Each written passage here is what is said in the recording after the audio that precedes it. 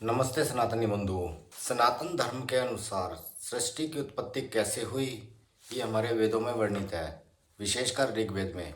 परंतु यदि आपसे कोई विधर्मी पूछ ले कि कैसे हुई, तो आप क्या बताएंगे? विधर्मी से पूछेंगे तो वो तो बता देगा कि हमारे एक किताब के मुताबिक सूरा आराफ और सूरा हद, इसकी कुछ आयतें हैं जिनमें 6 दिन में सृष्टि बनाई गई। उसके अतिरिक्त 2 सूरह और हैं, सूरा फुलिसत और अन्नाजियत। सूरा फुलिसत और अन्नाजियत। हालांकि अन्नाजियत सूरा के अंदर सृष्टि का जो वर्णन बताया गया है वो बाकी सूरा से बिल्कुल भिन्न है। इस सूरा में आकाश पहले बना, बाकी चीज़ें बाद में नहीं। जबकि पहले के सूरा में पहले पृथ्वी बनी, उसके बाद पृथ्वी पर रहने वाली बाकी चीज़ें बनी, खाना पीना बना, उसके बाद आकाश जो धुएं में था वो बना। 6 दिन में, कहीं 8 दिन में, ऐसा वर्णन है। परंतु कुछ वर्णन तो है, परंतु क्या आपको पता है कि आपकी किताबों में क्या है? ऋग्वेद के 10वें मंडल के 2 सूक्त ऐसे हैं, 121वां और 129वां। 121वां जो सूक्त है वो है हिरण्यगर्भ सूक्त, उसके अंदर 10 मंत्र हैं। इसी प्रकार नासदीय सूक्त जो 129वां सूक्त है, उसके अंदर 7 मंत्र हैं। उसमें बताया गया है कि सृष्टि कैसे बनी। परंतु ये तो हो गई वेदों की बात। पुराणों में किस प्रकार से इसका वर्णन है? वेदों को ही आधार बनाकर हमारे कई पुराणों में सृष्टि की रचना, उसके सृजन, उसके अस्तित्व में आने की बात की गई है। आज मैं आपको उन्हीं में से एक पुराण में से बताऊंगा कि सृष्टि कैसे बनी, और वो पुराण है मत्स्य पुराण।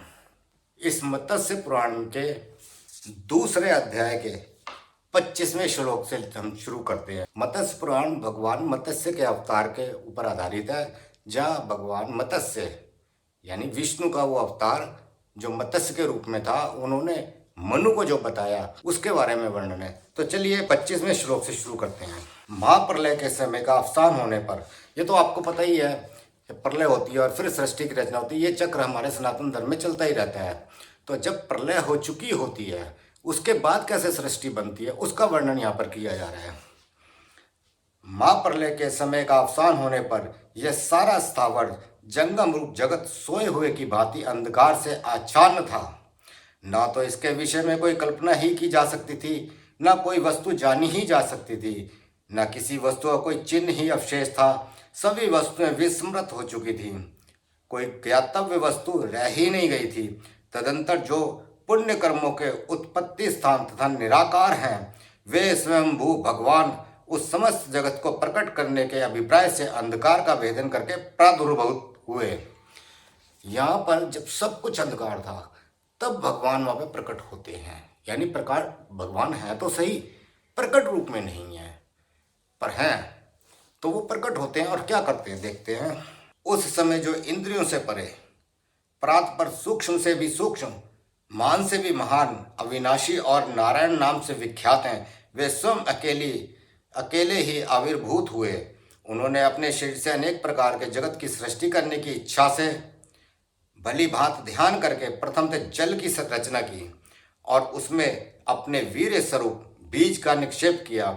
यह जो बीज है, वीर्य की जिसको कहा गया, वीर्य होता है बल, शक्ति, और वो सारी शक्ति किसी न किसी बीज के भीतर होती है, तभी उस बीज की शक्ति से वृक्ष बनता है। तो यहाँ भगवान का बीज का जो तात्पर्य है, यह अलंकारिक है, रूपक है। इसका अर्थ ये नहीं है कि जैसे हम सीमन होता हो, वैसा नहीं है। वही बीज 1000 वर्ष व्यतीत होने पर स्वर्ण एवं रजत में अंडे के रूप में परिणत हो गया। उसकी कांति 10 सहस्त्र सूर्यों के सदृश थी। अब आप कहेंगे कि ये वर्ष कैसे गिने जा रहे हैं? अभी तो सूर्य था नहीं, अभी तो अंडा आया है, अभी बनेगी सृष्टि, और उसकी सूर्य से तुलना की जा रही है, उसकी रोशनी इतनी थी, उसका प्रकाश इतना था। तो ये सब रूपक है, इसको ज्यों का तो नहीं लेना चाहिए, ये तुलना मात्र की गई है। तत्पश्चात महातेजस्वी स्वयंभू स्वयं ही उस अंडे के भीतर प्रविष्ट हो गए। यानी जो अंडा उत्पन्न हुआ था उसके अंदर वो स्वयं भी चले गए भगवान। यानी कि उसी अंडे से सृष्टि उत्पन्न होने वाली है, और क्योंकि उस अंडे में सर्वत्र वो प्रभु हैं, तो हम ये कहते हैं कि वो सर्वव्यापक है। तथा अपने प्रभाव से एवं उस अंडे में सर्वत्र व्याप्त होने के कारण वे पुनः विष्णु भाव को प्राप्त हो गए। तदंतर उस अंडे के भीतर सर्वप्रथम ये भगवान सूर्य उत्पन्न हुए, जो आदि से प्रकट होने के कारण आदित्य कहलाए। अब देखिए यहाँ पर सूर्य को आपने देखा होगा, उसे आदित्य कहते हैं। उनका नाम कैसे पड़ा आदित्य? क्योंकि अंडे में सबसे पहले वो प्रकट हुए थे, सबसे पहले प्रकट होने के कारण उन्हें आदित्य कहा जाता है। और वेदों का पाठ करने से ब्रह्मा नाम से विख्यात हुए। अब ये जो सूर्य थे, जो आदित्य थे, यानी आदिकाल से थे, वेदों का पाठ करने का कारण ही वो ब्रह्मा कहलाए हैं। और वेदों में और तरह का वर्णन है कि ब्रह्मा की उत्पत्ति कैसे हुई, परंतु मत्स्य पुराण में इस प्रकार ब्रह्मा की उत्पत्ति कहलाई बताई जा रही है कि वो सूर्य ही ब्रह्मा कहलाए। उन्होंने उस अंडे को दो भागों में विभक्त कर स्वर्लोक और भूतल की रचना की तथा उन दोनों के मध्य से संपूर्ण दिशाओं और अविनाशी आकाश का निर्माण किया। इस समय उस अंडे के जरायु भाग से मेरु आदि 7 पर्वत प्रकट हुए, जो उल्ब यानी गर्भाशय था वह विद्युत समूह सहित मेघमंडल के रूप में परिणत हुआ तथा उसी अंडे से नदियां, पितृगण, मनु समुदाय उत्पन्न हुए। नाना रत्नों से परिपूर्ण जो ये लवण, इक्षु, सुरा आदि 7 समुद्र हैं, वे भी उस अंडे के अंत स्थित जल से प्रकट हुए। शत्रुदमन जब उन प्रजापति देव की सृष्टि रचने की इच्छा हुई तो वहीं उनके तेज से मार्तंड प्रादुर्भूत हुए। यदि चूंकि ये अंडे के मृत हो जाने के पश्चात उत्पन्न हुए थे, इसलिए मार्तंड नाम से प्रसिद्ध हुए। अब यहाँ पर सूर्य का अब एक और नाम आता है मार्तंड। आप AM PM देखते होंगे ना, तो वो मार्तंड के ऊपर ही आधारित है। तो यहाँ पे सूर्य का एक नाम और आया मार्तंड। उन महात्मा का जो रजोगुण में रूप था वह लोक पिता में चतुर्मुख भगवान ब्रह्मा के रूप में प्रकट हुआ, जिन्होंने देवता, असुर और मानव सहित समस्त जगत की रचना की। उन्हें तुम रजोगुण स्वरूप सुप्रसिद्ध महान तत्व समझो। अब ये जो सारी सृष्टि हो रही है, ये ब्रह्मांड में हो रही है, विभिन्न रश्मियों के द्वारा हो रही है। ये जो नाम दिए जा रहे हैं, ये कोई व्यक्ति के नहीं है, ये कोई जीवधारियों के नहीं है। ये ब्रह्मांड में उपस्थित विभिन्न प्रकार की शक्तियाँ जो संलग्न रहती हैं ब्रह्मांड की रचना करने में, उनके बारे में बताया जा रहा है। ये भी एक प्रकार का रूपक है। ये सब जानने के बाद मनु ने भगवान जो मत्स्य रूप में थे उनसे पूछा, ब्रह्म ज्ञानियों में श्रेष्ठ लोक पिता में ब्रह्मा चतुर्मुख कैसे हुए तथा उन्होंने सभी लोगों की रचना किस प्रकार की। अब इस बात का जवाब मत्स्य भगवान देते हैं। राजर्षि मतलब मनु सत्यव्रत थे, वास्तव में राजा, इसलिए उन्हें राजर्षि कहा गया। देवताओं के पिता में ब्रह्मा ने पहले बड़ा ही कठोर तप किया था, जिसके प्रभाव से अंग, शिक्षा, कल्प, व्याकरण, निरुक्त, ज्योतिष और छंद, उपांग, प्राण, न्याय, मीमांसा और धर्मशास्त्र, पद, वैदिक मंत्रों का पद पाठ निर्धारित करना और क्रम, वेद पाठ की एक विशेष प्रणाली सहित वेदों का प्रादुर्भाव हुआ। संपूर्ण शास्त्रों की उत्पत्ति के पूर्व ब्रह्मा ने उस प्राण का स्मरण किया जो अविनाशी, शब्द में पुण्यशाली एवं 100 करोड़ श्लोकों में विस्तृत है। तदंतर ब्रह्मा के मुखों से वेद 8 प्रमाणों सहित मीमांसा और न्याय शास्त्र का आविर्भाव हुआ। तत्पश्चात वेदाभ्यास में निरत रहने वाले ब्रह्मा ने पुत्र उत्पन्न करने की कामना से युक्त होकर पूर्व निर्धारित 10 मानस पुत्रों को उत्पन्न किया। मैं अभी बता रहा था ना, ये दिव्य सृष्टि की बात हो रही। मानस पुत्र यानी विचार करने से या इस प्रकार उत्पन्न होना कि जिसके पीछे कोई शारीरिक कार्य न हुआ हो, मानसिक संकल्प से उत्पन्न होने के कारण वे सभी मानस पुत्र के नाम से प्रख्यात हुए। उन पुत्रों में सर्वप्रथम मरीचि, तदंतर ऐश्वर्यशाली महर्षि अत्रि हुए, पुनः अंगिरा और उनके बाद पुलस्त्य हुए। पुलस्त्य को तो आप जानते हैं, विश्वरा के पिता थे। विश्वरा कौन थे? वो रावण के पिता थे, यानी रावण के दादा पुलस्त्य। तदंतर पुलह, तत्पश्चात क्रतु उत्पन्न हुए। उसके बाद प्रचेता नामक पुत्र हुए। पुनः वशिष्ठ जी का जन्म हुआ। वशिष्ठ जी के जन्म के बाद भृगुत पुत्र रूप में उत्पन्न हुए तथा शीघ्र ही नारद का भी आविर्भाव हुआ। इन्हीं 10 पुत्रों को ब्रह्मा ने अपने मन से उत्पन्न किया, जो सभी मुनि रूप से विख्यात हुए।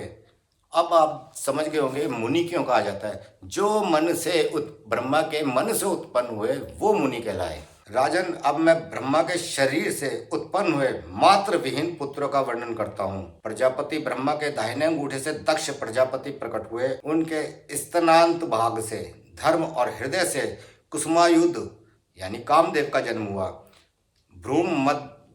भ्रूम मध्य से क्रोध और होठ से लोभ की उत्पत्ति हुई। बुद्धि से मोह का तथा अहंकार से मद का जन्म हुआ। कंठ से प्रमोद और नेत्रों से मृत्यु की उत्पत्ति हुई। तत्पश्चात हथेली से ब्रह्मपुत्र भरत प्रकट हुए। राजन, ये 9 पुत्र ब्रह्मा के शरीर से प्रकट हुए हैं। ब्रह्मा की 10वीं संतान एक कन्या है जो अंगजा नाम से विख्यात हुई।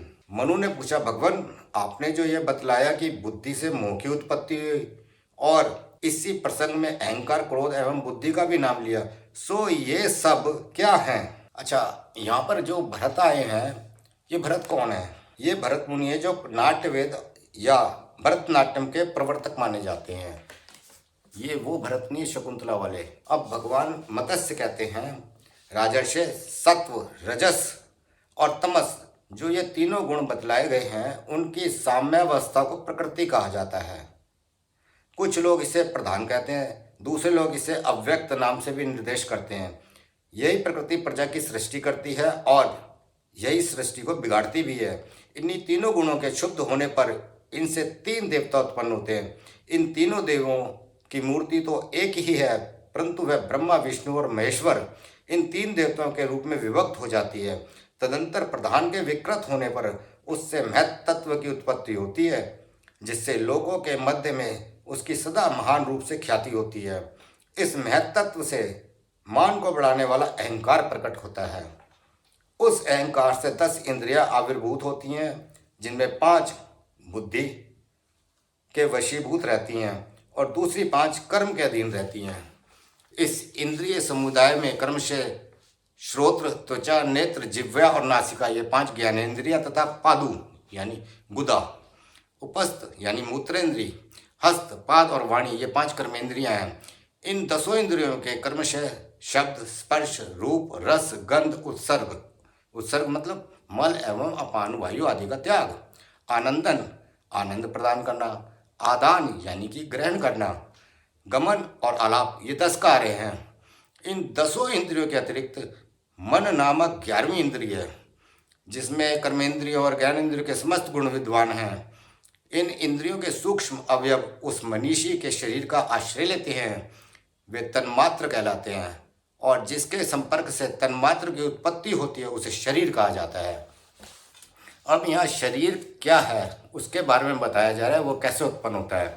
अब ये शरीर देखिए, ये सारा दिव्य चल रहा है। अभी यहाँ पे जो शरीर है ये हमारा तुम्हारा हो सकता है, परंतु जैसा कि ये क्योंकि मैथुनी सृष्टि नहीं है तो ये वो शरीर नहीं है। उस शरीर का संबंध होने के कारण विद्वान लोग जीव को भी शरीरी कहते हैं। जब सृष्टि करने की इच्छा से मन को प्रेरित किया जाता है तब वही सृष्टि की रचना करता है। उस समय शब्द तन्मात्र से शब्द रूप गुण वाला आकाश प्रकट होता है। इसी आकाश के विकृत होने पर वायु की उत्पत्ति होती है, जो शब्द और स्पर्श 2 गुणों वाली है। तत्पश्चात वायु और स्पर्श तन्मात्रा से तेज का आविर्भाव होता है, जो शब्द, स्पर्श और रूप नामक 3 विकारों से युक्त होने के कारण त्रिगुणात्मक हुआ। राजन, इस त्रिगुणात्मक तेज में विकार उत्पन्न होने से 4 गुणों वाले जल का प्राकट्य होता है, जो रस तन्मात्रा से उद्भूत होने के कारण प्राय रस गुण प्रधान ही होता है। तत्पश्चात 5 गुणों से संपन्न पृथ्वी का प्रादुर्भाव होता है। यहाँ पृथ्वी के बारे में बताया जा रहा है, ये 5 गुणों से उत्पन्न होती है। पृथ्वी मीन्स मास, मटेरियल। यह प्राय गंध गुण से ही युक्त रहती है। ये इन सब का यथार्थ ज्ञान रखना ही श्रेष्ठ बुद्धि है। इन्हीं 24 5 ज्ञानेंद्रिय, 5 कर्मेंद्रिय, 5 महाभूत, 5 तन्मात्र, 1 मन, 1 बुद्धि, 1 अव्यक्त अहंकार तत्वों द्वारा संपादित सुख दुखात्मक कर्म का 25वां पुरुष नामक तत्व भोग करता है। वह भी ईश्वर की इच्छा के वशीभूत रहता है, इसलिए विद्वान लोग उसे जीवात्मा कहते हैं। अब यहाँ पर जीवात्मा क्या है उसके बारे में बताया गया है। बहुत से लोगों को पता नहीं होता जीवात्मा क्या है और आत्मा में क्या अंतर है। यहाँ पे जीवात्मा का वर्णन किया गया है, वो आपको समझ आ गया होगा।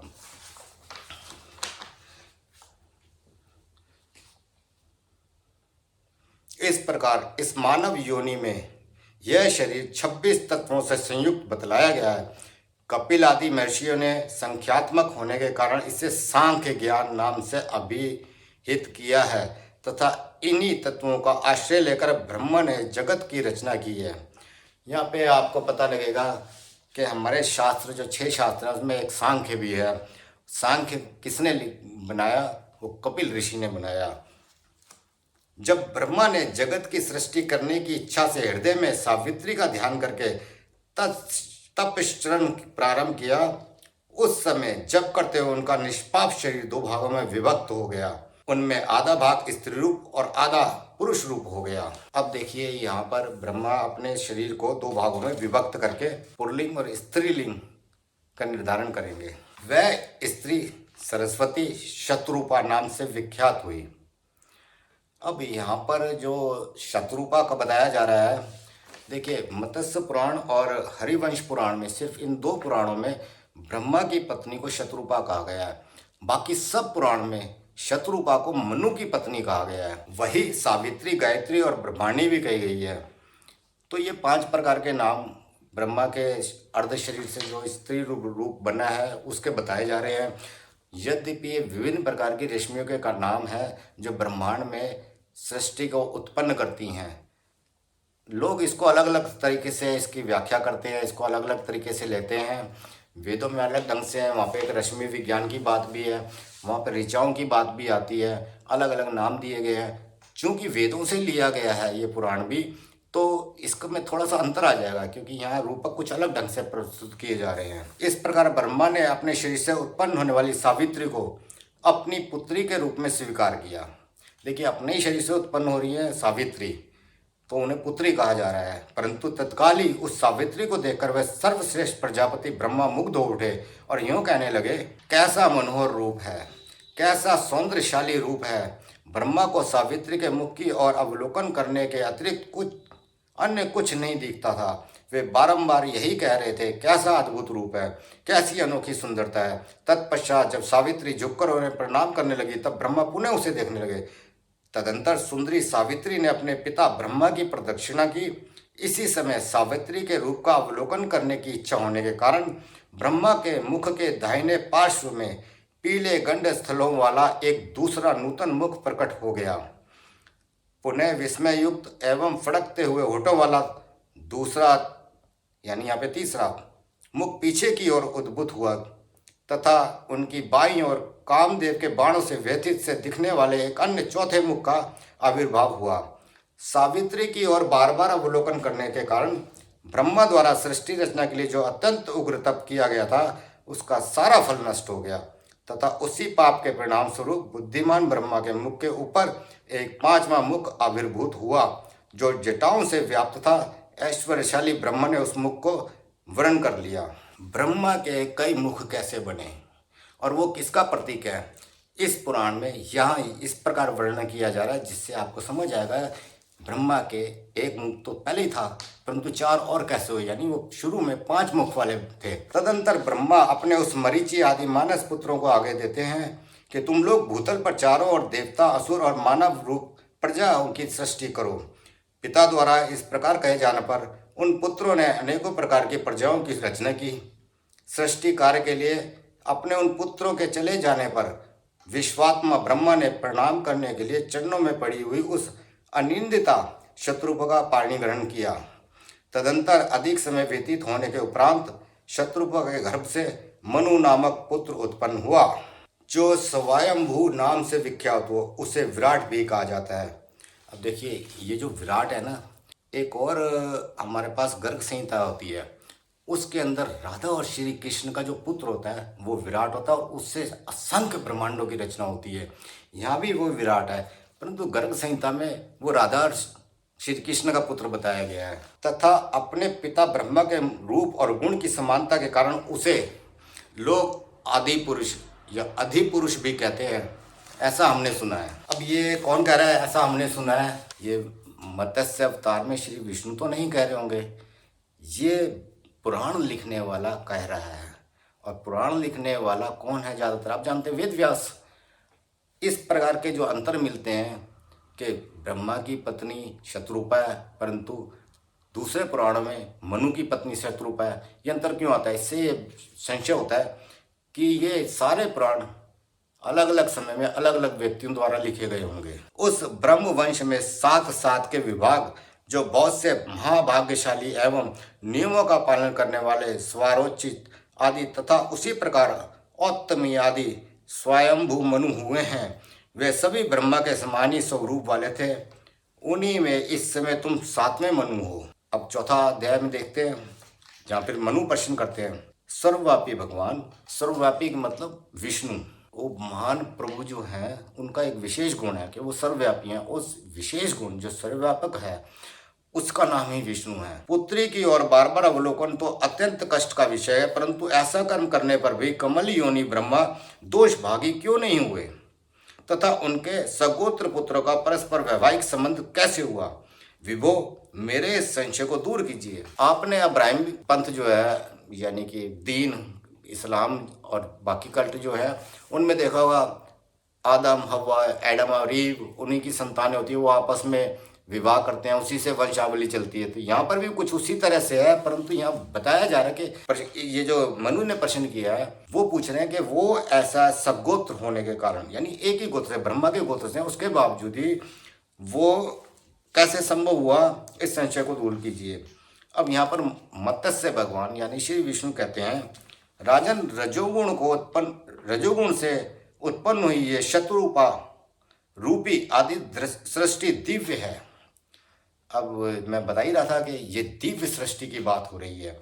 ये कोई ऐसा नहीं कि हमारे तरह पंच तत्वों से बना हुआ शरीर है, वो शत्रुपा है और उनसे ये सब चल रहा है। यानी ब्रह्मा और ये जो शत्रुपा है, ये दिव्य हैं, शरीरीय नहीं है। जिस प्रकार इस मूल प्रकृति की इंद्रियों के विषयों से अतीत हैं, उसी प्रकार इस शत्रुपा शस्त्र रूपा नारी या शत्रुपा शस्त्र रूपा कहा गया है। यानी ये इसके बहुत प्रकार हैं।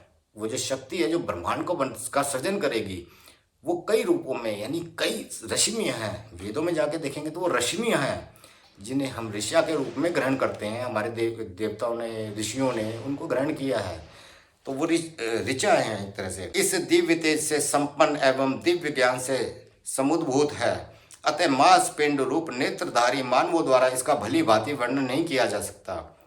जैसे सर्पों के मार्ग को सर्प तथा संपूर्ण पक्षियों के मार्ग को आकाशचारी पक्षी ही जान सकते हैं, वैसे ही शत्रुपा आदि दिव्य जीवों के मार्ग को दिव्य जीव ही समझ सकते हैं। राजेंद्र, चूंकि देवताओं के कार्य करने योग्य अर्थात उचित तथा अकार्य जो ना करने योग्य अर्थात अनुचित, शुभ एवं अशुभ फल देने वाले नहीं होते हैं, इसलिए उनके विषय में विचार करना मानवों के लिए श्रेयस्कर नहीं है। तो यहाँ बताया जा रहा है कि ये ब्रह्मा और शत्रुपा या सावित्री के साथ जो ये सब प्रकरण होता है, वो शुभ अशुभ से परे है, योग अयोग उचित अनुचित से परे है, क्योंकि वो दिव्य है। दूसरा कारण यह है कि जिस प्रकार ब्रह्मा सारे वेदों के अधिष्ठाता है, उसी प्रकार शत्रुपा रूपी गायत्री ब्रह्मा के अंग से उत्पन्न हुई बताई जाती है।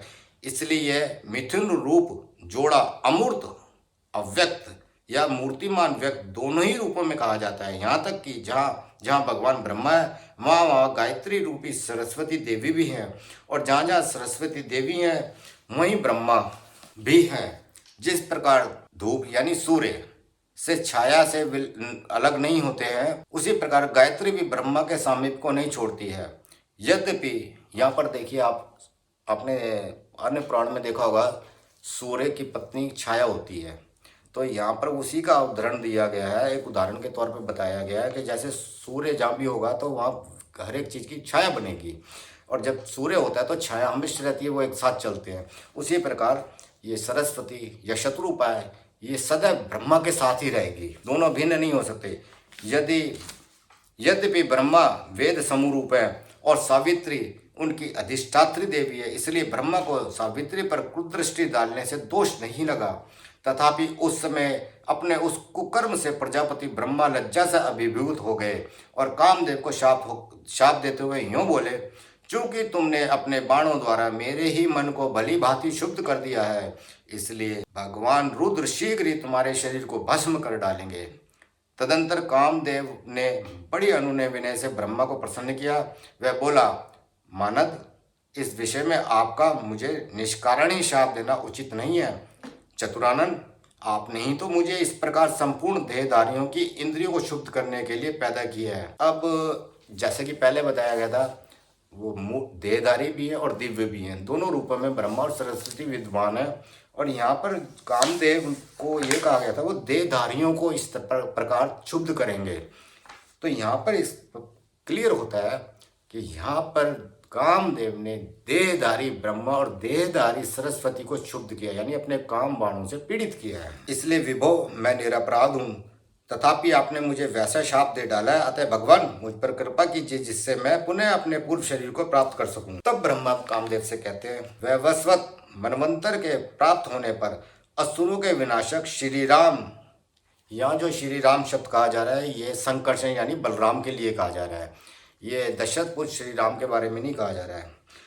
विनाशक श्री राम जब मेरे बल पराक्रम से प्रसन्न होकर मानव रूप में यदुवंश में अवतीर्ण होंगे और द्वारका को अपना निवास स्थान बनाएंगे, उस समय तुम उन्हीं के समान बल पराक्रमशाली उनके भ्राता श्री कृष्ण के पुत्र रूप में उत्पन्न होगे। यहाँ श्री कृष्ण का पुत्र यानी प्रद्युम्न की बात हो रही है, और वो बहुत सुंदर थे।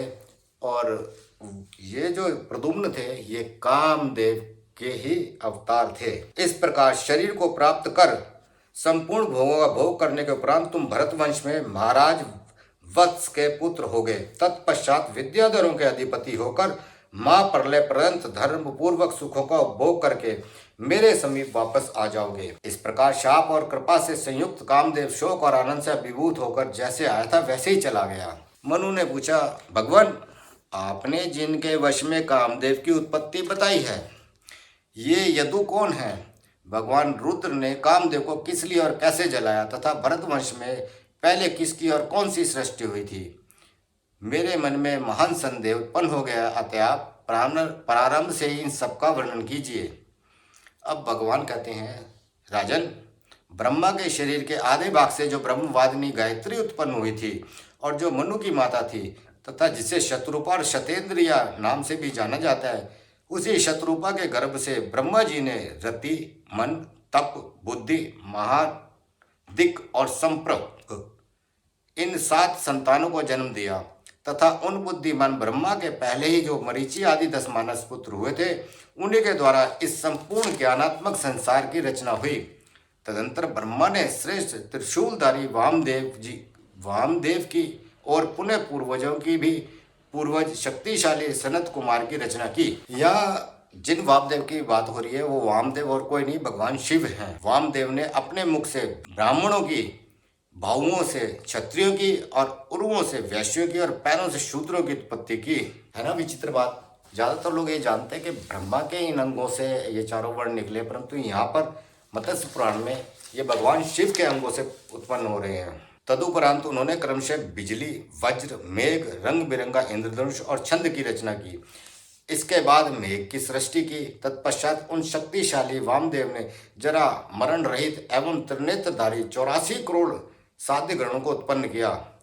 चूंकि वामदेव ने उन्हें जरा मरण से रहित रचा था, इसलिए ब्रह्मा ने उन्हें सृष्टि रचने से मना कर दिया और कहा कि इस प्रकार जरा मरण से विवर्जित सृष्टि नहीं होती है, अपितु जो सृष्टि शुभ और अशुभ से युक्त होती है वही प्रशंसनीय है। ब्रह्मा के ऐसे कहने पर वामदेव सृष्टि कार्य से निवृत्त होकर स्थाणु की भांति स्थित हो गए। 32वें श्लोक तक हमने पढ़ा है 4थे अध्याय को। यहाँ पर दैवीय सृष्टि की बात हुई है।